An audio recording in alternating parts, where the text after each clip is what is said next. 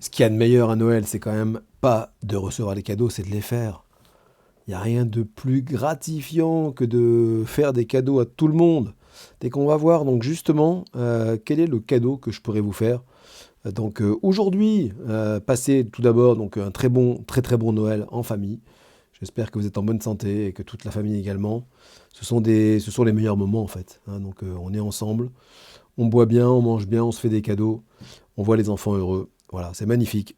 Pendant ce temps-là, le CAC, pas le CAC, oh là là, le lapsus, le S&P 500 est repassé au-dessus des 6000 points. Et vous voyez que la performance depuis un an, elle est à plus 25,85%.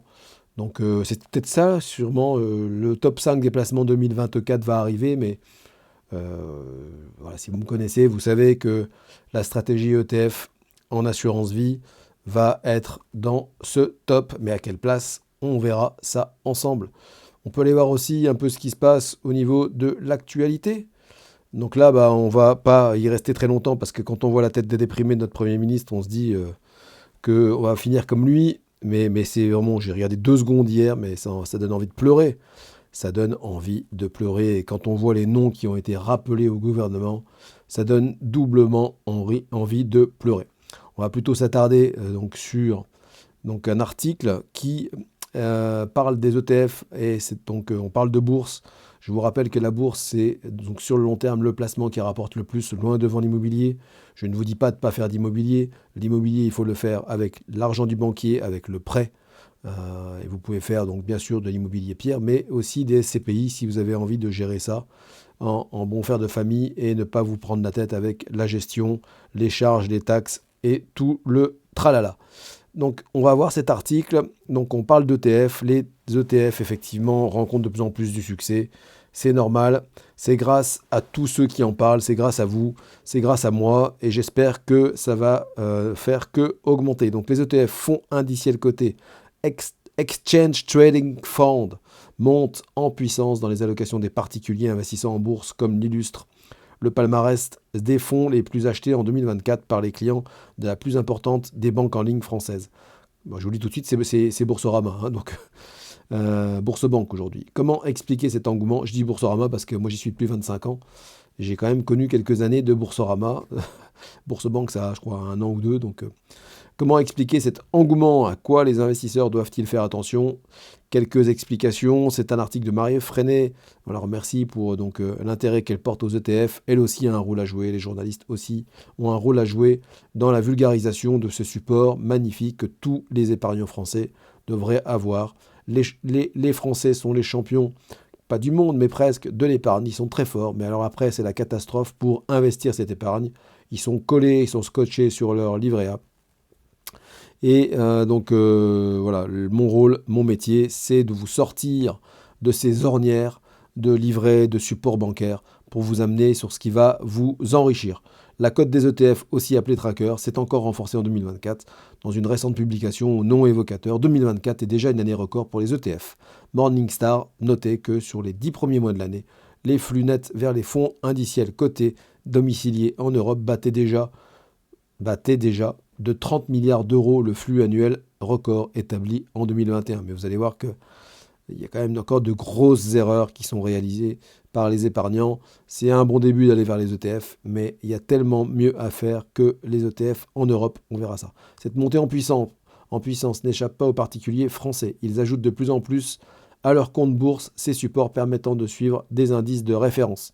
Selon un sondage publié le 18 décembre par Plume, plateforme d'investissement lancée en 2016, 39% des épargnants âgés de 18 à 43 ans ont déjà acheté des ETF. Cette proportion grimpe à 43% des 24-33 ans. En tête des fonds les plus achetés en 2024, la progression de la diffusion des ETF s'observe également dans les données partagées aux Échos par Bourse-Banque, première banque en ligne dans l'Hexagone. Je vous mettrai dans la description d'ailleurs, si vous voulez devenir client, un lien de parrainage. Voilà, vous pourrez gagner de l'argent si vous voulez devenir parrain, sachant que voilà, je ne peux que faire de la recommandation pour Bourse-Banque parce que, à mon avis, non seulement c'est une banque en ligne, donc elle est moins chère, mais surtout le service rendu est beaucoup plus grand. Vous aurez une carte premier gratuite et la quasi-totalité des services bancaires gratuits. Cette banque qui a franchi effectivement le cap des 7 millions de clients, donc ils n'ont pas cessé de grossir depuis 25 ans, et c'est bien mérité. En 2024, sur les 10 fonds les plus souscrits par ces clients en euros investis, 8 sont des ETF. Cette proportion grimpe même à 9 sur 10 en nombre d'ordres d'achat. À court terme, les gérants peuvent saisir des opportunités de marché, mais sur du très court terme, il est compliqué, sur du très long terme, il est compliqué de battre un ETF pour un gérant actif, donne notamment comme justification à cet essor Xavier Prin, directeur marketing et communication de Bourse-Banque. Mais oui, je le répète et je le dis autrement, 85% des gérants actifs ne battent pas l'indice de référence. D'accord ? Donc ça, notez-le bien.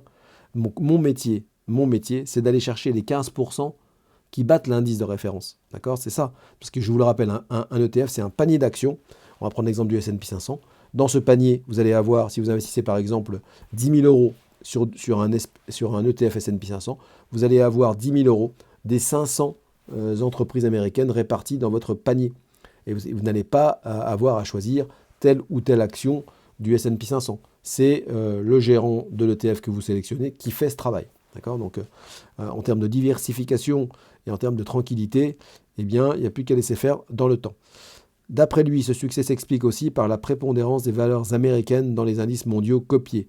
En bonne place parmi les indices les plus suivis par ses clients, le MSCI Monde est ainsi composé pour plus des 2 tiers d'actions de sociétés basées aux États-Unis. Or, en 2024, les marchés américains ont très bien performé, en 2023 aussi, et puis tellement d'années, faites la liste, vous allez voir, vous allez être surpris. Donc, incitant probablement les investisseurs particuliers à investir dans les fonds répliquant ces indices.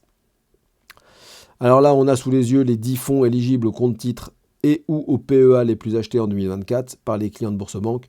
Malheureusement, on remarque qu'il y a beaucoup trop d'Europe. Mais bon, quand je vois qu'en 1, c'est le CAC 40. Après, donc on a effectivement, si vous faites déjà un ETF MSCI World, c'est déjà très bien. C'est pas le top. Le top, c'est ce que je propose à mes clients en stratégie ETF. Où on se concentre à 100% sur le meilleur élève de la classe. On est vraiment concentré, c'est trop diversifié en fait le MSCI World. Nous on va vraiment chercher le meilleur élève et on investit tout dessus. On fait all-in dans notre contrat d'assurance vie sur du long terme, sur le meilleur élève de la classe et on vérifie tous les mois si c'est cet élève qui est toujours bien le meilleur. Et si ce n'est pas le cas, eh bien on arbitre ou j'arbitre pour mes clients. C'est selon les contrats que vous avez. Donc on nous parle après de ETF Monde éligible au PEA. Donc effectivement, vous pouvez acheter des ETF depuis votre PEA, depuis votre compte titre ordinaire. Là aussi, ça sera déjà très bien si vous le faites comme ça. Mais pour des raisons notamment de fiscalité et puis aussi de plafond qui n'a aucune limite sur l'assurance vie, eh bien moi je privilégie, c'est comme ça que je l'ai appris en tout cas, c'est pas moi qui l'ai inventé, je privilégie le support de l'assurance vie. C'est un vrai couteau suisse, on peut se distribuer des revenus, on peut transmettre du patrimoine. Voilà, il y a tellement de possibilités et de tiroirs dans l'assurance vie que c'est dommage de s'en priver.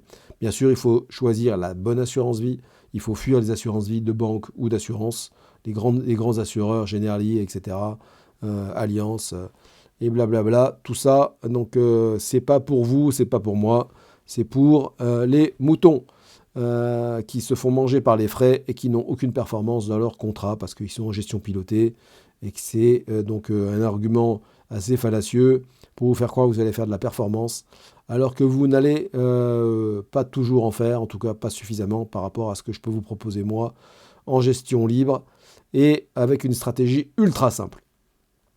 Donc oubliez effectivement plutôt les PEA et les comptes titres ordinaires.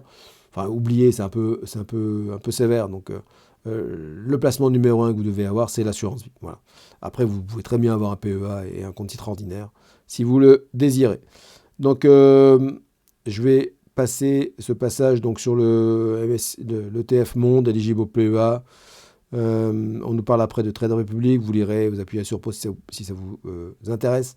On nous parle ensuite des influenceurs. Alors je considère que, j'aime pas trop ce mot parce qu'il est un peu galvaudé, mais je suis un influenceur. Mon rôle est d'influencer les épargnants qui sont encore scotchés, greffés sur leur livret bancaire. Eh bien, c'est de les influencer, c'est de les former pour leur faire comprendre que ce qu'ils ont de mieux à faire, c'est d'aller vers les ETF. Et donc les ETF sont des rouleaux compresseurs, renchérit Alexandre Baradez, responsable de l'analyse marché chez IG France, avec 0,1 ou 0,2 de frais pour un ETF répliquant un indice large sans sophistication, contre 2% de frais sur de la gestion active. Je ne vois pas comment la montée en puissance des ETF pourrait s'arrêter. Donc c'est bien ça un des points forts des ETF également, vous l'avez sous les yeux, c'est les frais très, très faibles. Donc ça c'est quelque chose d'extrêmement important parce que sur toute une vie, eh bien, ça fait des sommes énormes. Et si vous ne faites pas attention à ça, eh bien, vous allez perdre de l'argent sur le long terme. Sachant que ils répondent bien aux besoins de faciliter les épargnants, n'ayant pas envie de suivre l'actualité financière, ajoute cet analyste. Donc très peu de frais, pas besoin de le suivre, de la performance. Qu'est-ce que vous voulez de plus? Du côté de la banque de détail Société Générale, dont la clientèle est pourtant davantage portée sur les valeurs françaises, classiques, Total, Air Liquide, LVMH, Stellantis, etc. L'appétence pour les fonds indiciels progresse également, portée par des avantages bien identifiés. Ils ont une cotation en continu. Si vous souhaitez en acheter un, la transaction est faite dans l'heure. Pour un OPC, ce n'est que 3 jours plus tard, à la date de livraison, que l'investisseur connaît le prix d'achat, met en avant Maxime Lecor. Donc c'est vrai que c'est extrêmement souple de gestion, donc, notamment si vous êtes chez Linksea, vous allez pouvoir tout gérer vous-même. Il faut bien sûr que vous ayez un profil minimum autonome, mais si ce n'est pas le cas, ça peut s'acquérir. Et si vous n'en avez pas envie, parce que vous n'avez pas le temps, eh bien, c'est moi qui gère tout pour vous. Voilà, chez Suravenir, Vie Plus, donc Suravenir, chez Axi Plus Patrimoine, le cabinet où je travaille, un cabinet qui a 25 ans d'expérience, qui est basé sur Nîmes, et sur lequel vous serez extrêmement bien accompagné, extrêmement bien traité, comme des coqs en pâte, je vous le dis. L'attrait peut aussi s'expliquer par le poids des influenceurs sur les réseaux sociaux. C'est ce que je fais à longueur d'année sur YouTube, Facebook. Je mettrai encore le groupe Facebook sur l'assurance vie et la stratégie ETF. Je mettrai ça dans la description. Dont le discours infuse y compris au sein de la clientèle des banques traditionnelles. D'ailleurs, le sondage diligenté par Plume confirme que leur importance dans la diffusion des ETF, leur importance dans la diffusion, ils ont été les prescripteurs auprès de 32% des épargnants et ont contribué à populariser ces produits d'investissement auprès des jeunes générations. Analyse la FinTech. Montée en puissance des ETF à effet de levier. Donc ça, je ne vais pas le lire avec vous parce que je vous mets en garde contre toute forme d'effet de levier. Donc c'est quoi un effet de levier? Imaginez que vous misez 10 000 euros sur un ETF avec effet de levier x3. Eh bien, si les marchés décrochent de 30%, vous avez un effet de levier donc x3, 3 fois 30%, on est quasiment à 90%. Vous avez quasiment perdu la totalité de ce que vous avez investi. C'est la raison pour laquelle il faut rester éloigné à tout prix de ces effets de levier. Voilà, tout ça, ça ressemble plutôt à de la bourse et du gambling, et ce n'est pas de l'investissement. Donc vouloir gagner vite et gros, c'est extrêmement dangereux. Moi, je préconise plutôt une stratégie long terme de bon père de famille, et on ne va pas faire de l'effet de levier. Donc je ne veux pas développer du tout les conseils qui sont préconisés là. Ce que je peux vous recommander en revanche, c'est si vous n'avez pas d'ETF, je peux vous assurer que la stratégie que je mets entre les pattes de mes clients, voilà, si en plus ils ont entre 20 et 30 ans, eh bien ils penseront largement à moi quand ils auront 40-50 ans. Ils penseront largement à moi parce que je leur ai mis entre les mains une arme de guerre. Une arme de guerre.